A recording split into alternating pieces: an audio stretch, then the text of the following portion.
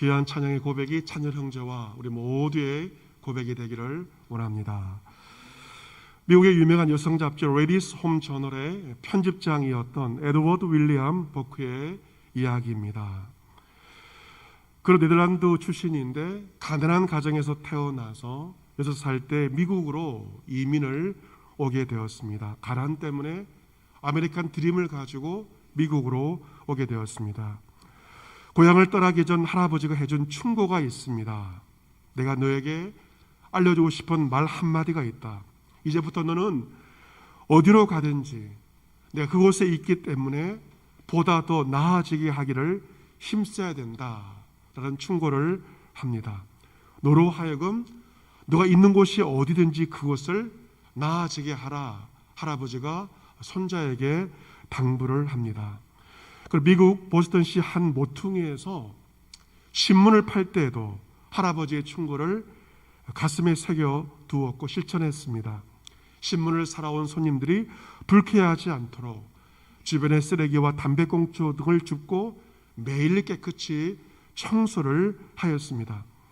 신문을 사러 온 사람들이 보고 싶은 신문이 없어서 실망하지 않도록 매일 모든 신문을 제 시간에 가져다 놓아서 누구든지 원하는 신문을 바로 볼 수 있도록 구매할 수 있도록 하였습니다. 그 후 출판사에 취직하여 일하게 되면서도 할아버지의 충고처럼 자신의 주변을 더 좋게 만드는 일을 게을리하지 않았습니다. 마침내 그는 미국에서 풀리처상을 수상하게 되었고 미국 최고의 언론인으로서 존경을 받게 되었습니다. 할아버지의 충고를 가슴에 새겨서 이 주변의 정리를 습관처럼 해온 보크에게 성실함의 변화가 왔듯이 우리에게 있는 작은 습관은 큰 변화를 만듭니다. 좋은 습관이 인생을 바꾸는 힘이 된다는 것이죠. 하나의 습관을 만들기까지는 약 66일의 시간이 필요하다고 합니다. 어떤 일을 60일 정도 하다 보면 나도 모르게 습관이 되는 것입니다. 존 드라이델의 말처럼 처음에는 우리가 습관을 만들지만 그 다음에는 습관이 우리를 만들게 됩니다. 오늘 성경 본문을 통하여서도 예수님의 좋은 습관 한 가지를 우리가 보게 됩니다. 그것은 바로 기도의 습관입니다. 누가복음 22장 39절을 보면 예수님께서 나가사 습관을 따라 감람산에 가셨다라고 기록되어 있습니다. 제자들도 예수님을 따라 기도의 장소로 나아갔습니다. 예수님의 습관은 바로 기도의 습관이었습니다. 이 본문의 시간적 배경은 예수님의 인생의 마지막 밤입니다. 인생의 마지막 밤에 우리가 무엇을 할까요? 예수님은 인생의 마지막 밤에 습관을 따라 기도하시기 위해서 기도의 좋은 장소인 감람산 겟세마네 산에 가십니다. 예수님은 그곳에 이르러 제자들에게 이렇게 말씀하십니다. 유혹에 빠지지 않게 기도하라 라고 말씀을 하십니다. 같이 해볼까요? 유혹에 빠지지 않게 무엇하라? 기도하라. 유혹에 빠지지 않게 기도하라. 주님께서 말씀하십니다. 그 유혹은 사탄의 유혹입니다. 사탄의 유혹에 빠지지 않기 위해서 너희들은 기도해야 된다 말씀하십니다. 예수님은 제자들에게 기도하라 말씀하시지 않습니다. 본인이 실제로 기도합니다. 여러분, 기도에 대해서 많이 아는 것도 중요하지만 더 중요한 것은 기도를 실제로 하는 것입니다. 아무리 많이 알아도 기도하지 않는다면 nothing입니다. 아무것도 아닙니다. 기도는 실제로 하는 것입니다. 예수님은 제자들을 떠나 돌 던질 만큼 가서 무릎을 꿇고 하나님께 기도하십니다. 여러분, 예배의 자세가 중요한 것처럼 기도의 자세가 얼마나 중요한지 모릅니다. 무릎을 꿇어 기도하면 마음도 더 간절하게 됩니다. 무릎을 꿇어 간절히 기도하시는 예수님의 기도의 내용이 본문 42절에 기록되어 있죠. 기도의 첫 내용은 무엇입니까? 아버지여, 만일 아버지의 뜻이거든 이 잔을 내게서 옮기시옵소서.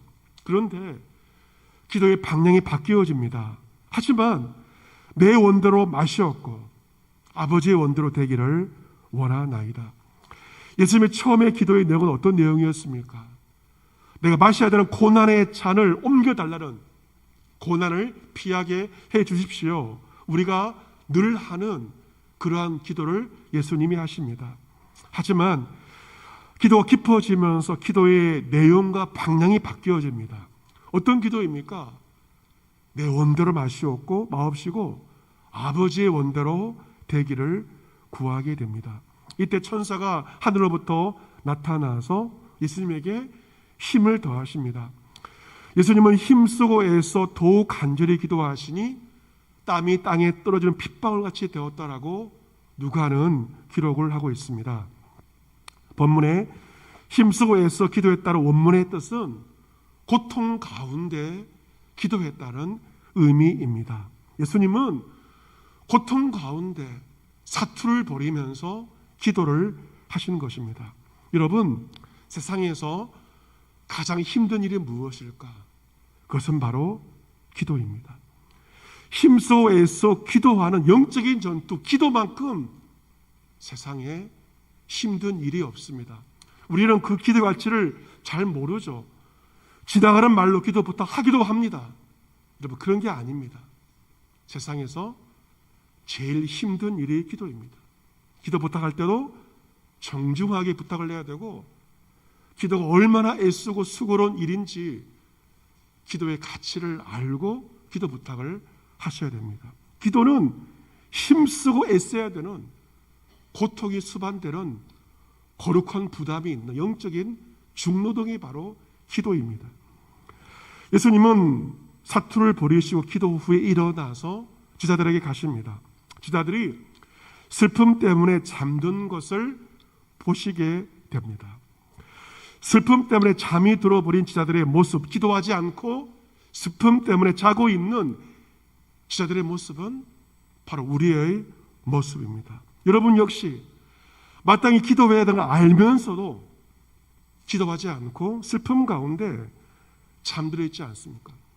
슬프고 우울할수록 기도해야 되는데 슬프다고 힘들다 우울하다고 우리는 가장 먼저 기도부터 빼먹어 버립니다. 제자들의 모습은 바로 우리의 모습입니다. 예수님은 그들에게 말씀하시죠. 어찌하여 자느냐? 책망하시는 겁니다. 어찌하여 자고 있느냐?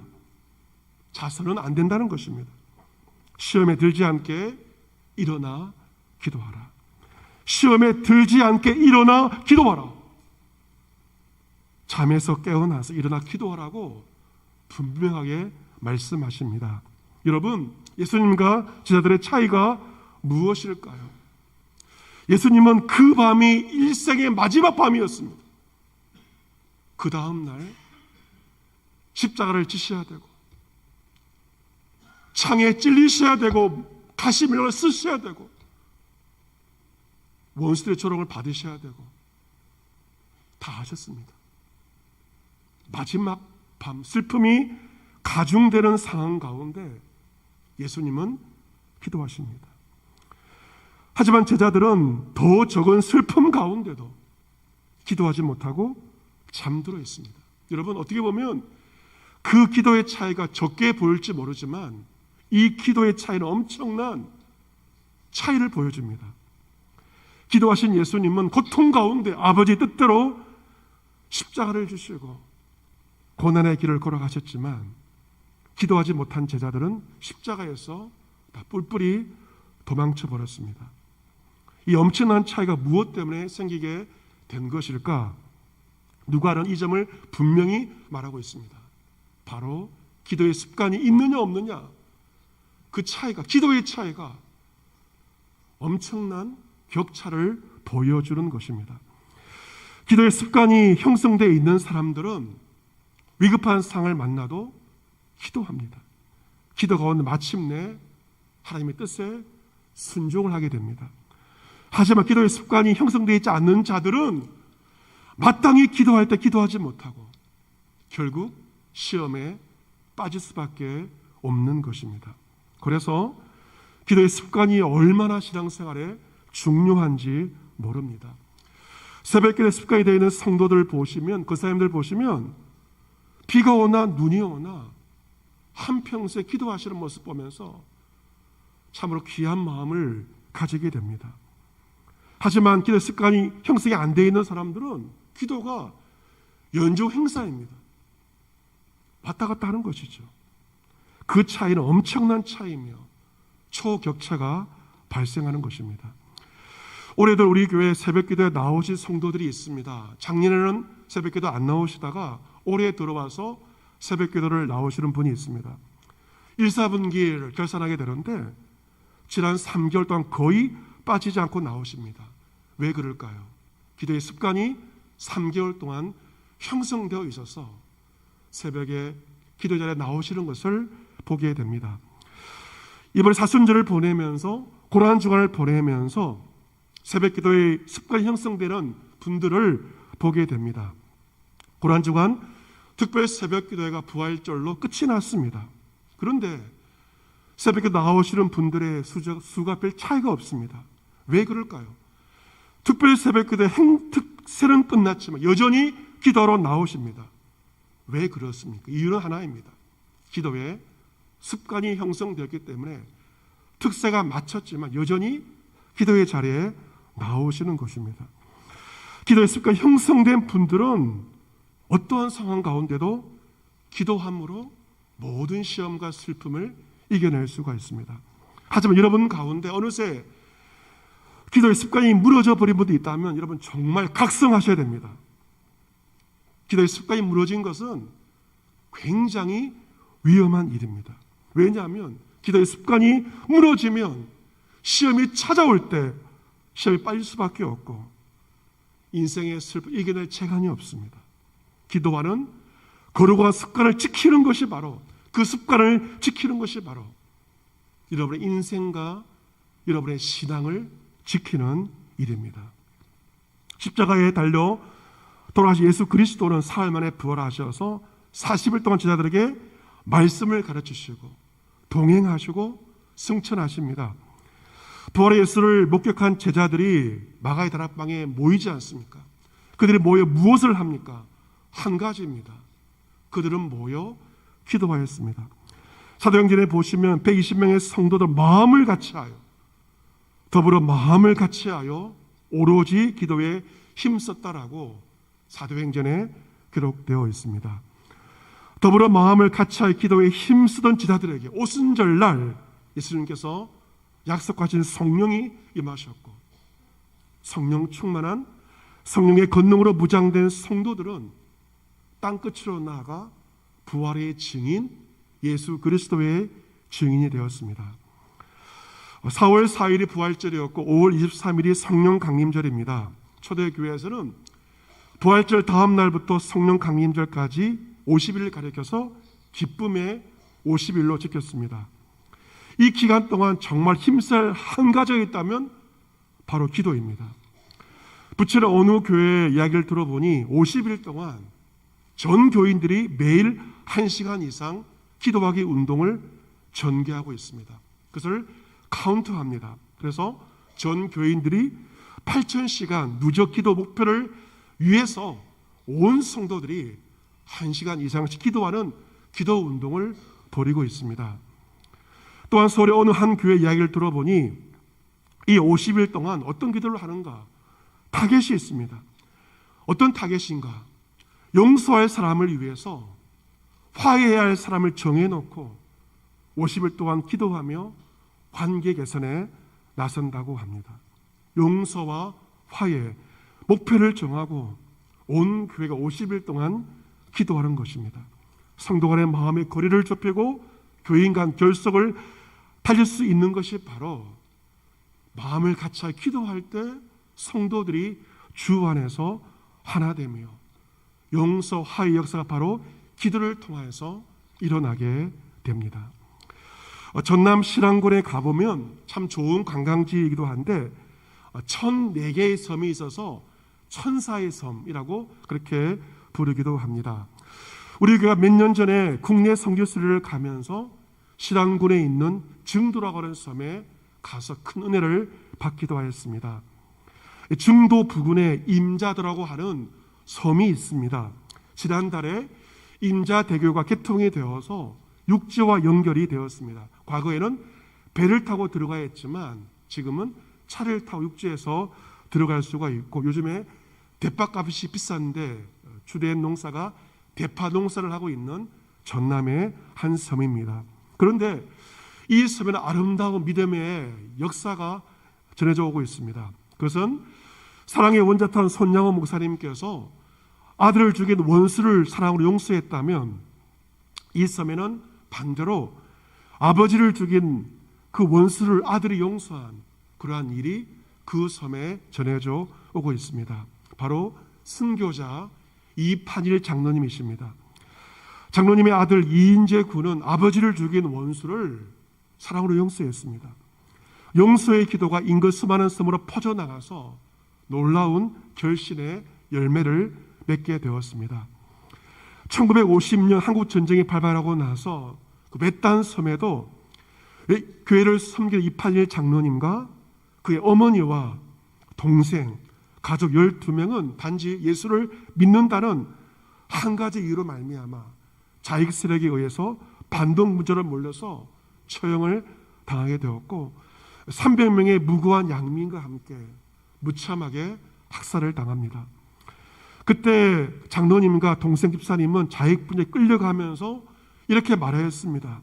제발 내 어머니의 말은 살려줄 수가 없어. 우린 죽여도 좋으니 우리 노모만큼은 살려달라고 간청을 하였습니다. 형제는 그 노모를 탈전한 어머니를 업고서 골고다 언덕 같은 그 장소로 올라갔습니다. 밤 2시 구덩이에 던져진 비명이 하늘로 퍼졌습니다.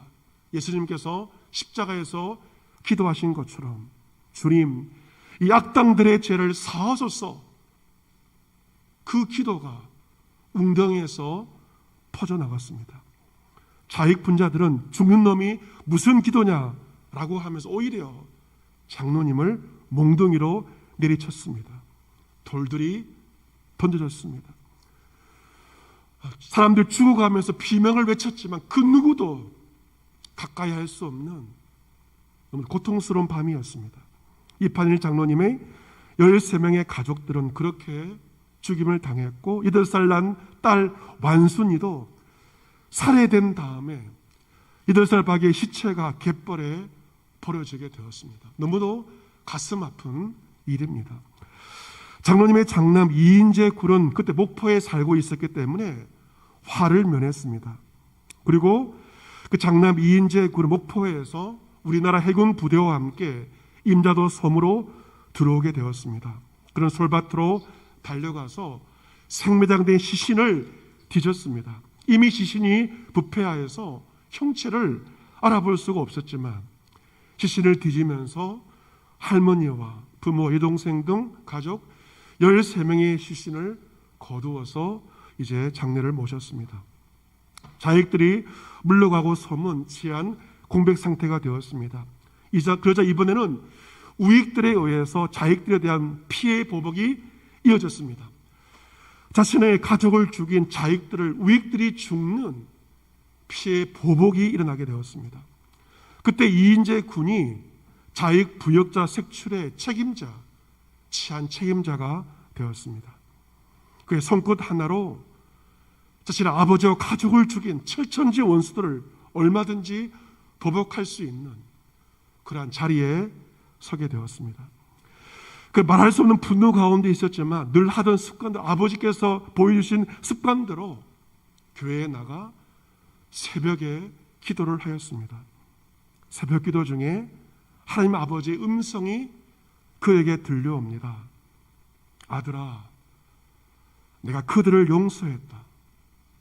너도 용서해라. 원수를 사랑으로 갚거라. 아들아, 내가 그들을 용서했으니 너도 용서하고 원수를 사랑으로 갚거라. 6.25 전쟁 때 전남 신항을 임자도 섬은 죽고 죽이는 생지옥이었습니다. 하지만 이 인제군이 그 기도를 통하여 하나님의 뜻에 순종하였기에 또 한 번의 살육을 피할 수 있게 되었고 그 삶에 복음의 역사가 나타나게 되었습니다. 사랑하는 성도 여러분, 여러분 가운데 마음의 분노가 있을 것입니다. 깊은 슬픔도 있을 것입니다. 우울함도 있을 것입니다. 마귀의 시험도 있을 것입니다. 하지만 슬플수록 우울할수록 마귀의 시험일수록 예수님처럼 습관을 따라 기도하시기를 바랍니다. 기도와 여러분의 규칙적인 거룩한 습관이 되기를 축복합니다. 주님을 닮는다 무슨 말입니까? 주님을 닮아 기도가 나의 습관이 되는 것이 주님을 닮는 것입니다. 거룩한 기도의 습관이 여러분을 마귀의 시험과 분노와 슬픔과 우울함 가운데도 여러분의 몸과 마음과 영혼을 지킬 수 있습니다. 기도의 습관이 있는 자는 인생의 마지막 날에 찾아와도 그 순간에도 기도할 수 있습니다. 원수를 향하여 용서를 구하는 기도를 주님처럼 드릴 수 있습니다. 이번 한 주 여러분께서 습관을 쫓아 새벽을 깨우시기를 바랍니다. 이 습관이 여러분에게 이어지기를 바랍니다. 지금 우리의 가정과 우리 교회가 정말 마음을 같이하여 기도에 힘쓸 때입니다. 다른 것은 못해도 기도할 수는 있습니다. 만나지 못해도 서로를 위해 기도할 수 있습니다. 기도라는 교회의 오순절 마가의 다락방에 성령께서 임하시고 불같이 임하신 것처럼 기도하라는 가정, 기도하라는 교회에 주의 영이 임하며 기쁨의 놀라운 은혜가 우리 가운데 부어지게 될 것입니다. 부활의 주님은 저에게 나타나셔서 무엇을 말씀하십니까? 성령을 받으라 말씀하십니다. 또한 누구의 죄든지 사하면 사해질 것이요 누구의 죄든지 그대로 두면 그대로 있으리라 말씀하시죠. 두 가지를 말씀하십니다. 성령 받아라, 용서하라. 여러분, 성령을 받는 것, 용서하는 것은 우리 힘으로 가능하지 않습니다. 마음을 같이하여 기도할 때 성령을 받고 성령을 받을 때 용서할 수가 있습니다. 오늘 말씀 시험에 들지 않게 일어나 기도하라. 주의 명령에 순종하여 일어나 기도하시기를 바랍니다. 이번 한 주간 예수님처럼 거룩한 기도의 습관으로 일어나 기도하며 성령 충만하며 이 50일 동안 화해와 용서의 놀라운 일들을 경험하는 이런 모두가 될 수 있기를 주 예수 그리스도의 이름으로 축복합니다. 아멘.